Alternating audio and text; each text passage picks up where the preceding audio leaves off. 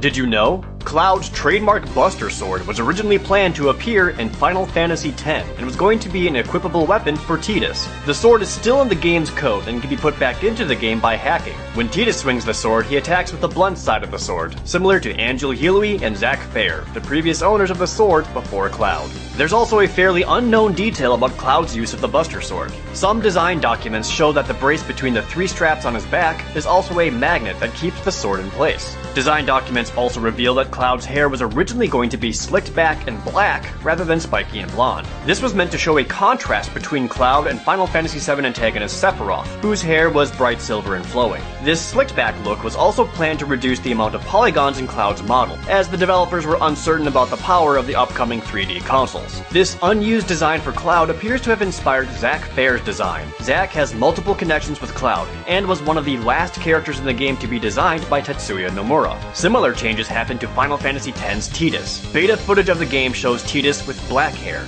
Tidus' hair was changed to blonde, and it's thought this was to give him a stronger connection with the sun. Tidus and Yuna were named after the sun and moon respectively, so this would help emphasize the theme even more. Tidus was also planned to be undead at one point in development. This was changed due to a similar concept being used in the 1999 movie The Sixth Sense, where the lead character was revealed to be a ghost.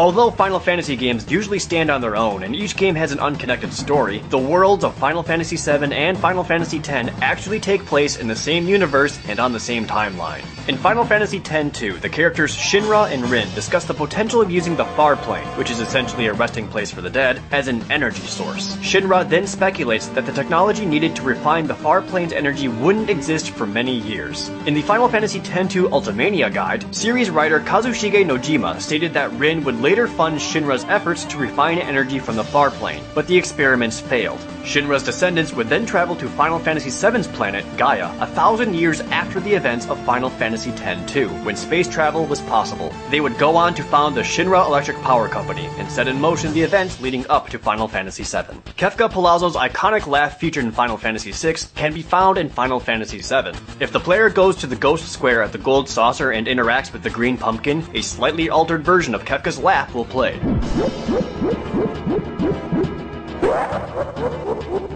This modified Kefka laugh can also be heard after Tifa and Cloud fall into the life stream at Mideel. Kefka's laugh also makes an appearance in one of Square's other games, Chrono Trigger. The laugh will play when the player talks to Nolstein Beckler at the Millennial Fair, and can also be heard from Magus' henchman, Ozzy. Early on in Final Fantasy VII's story, there's a soapland called Honeybee Inn. The final version of the game displays some fairly suggestive sexual content in the Honeybee Inn, but the original version was even more explicit. There are unused parts of the inn that can only be found in the original Japanese version's game data. This unused content includes Aeris accusing Cloud of going into the inn for pleasure rather than helping Tifa, and finding out that Palmer, the head of Shinra's space exploration department, frequently visits the inn. There's a lobby not seen in the final game where a menu is displayed on a screen showing courses with girls of either 30 or 150 minutes in length. The lobby also has a sign on display that forbids entry to other brothel owners, talent scouts, and children. On the second floor of the inn, Cloud can peek into customer rooms through the keyholes. He'll say, "Wow."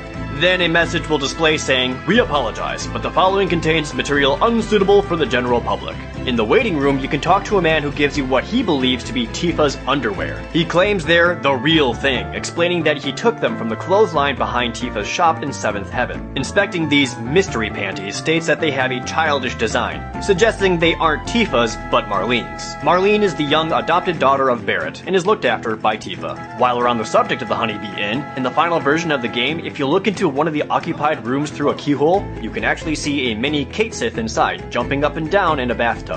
Another one of Final Fantasy VII's secrets went unknown for about 8 years. This secret is that the inscription on Jenova's helmet is a reference to the real world, and reads, "Made in Hong Kong, all rights reserved 1996, Square Company Limited." The secret went unknown because the low resolution the game was displayed in made the inscription difficult to read. It wasn't until a higher resolution image was shown in a Final Fantasy Advent Children featurette that the text was clear and readable. That's all for today, but don't forget to subscribe to us on YouTube and follow us on Facebook and Twitter. Make sure you also check out DidYouKnowGaming.com, where we post gaming trivia every single day. If you like this video, check out some of our other videos. And if you're in the mood for some more Final Fantasy, you can check out this ProJared guy talk about Final Fantasy Mystic Quest. You remember that game? Right down there. Just gotta click it.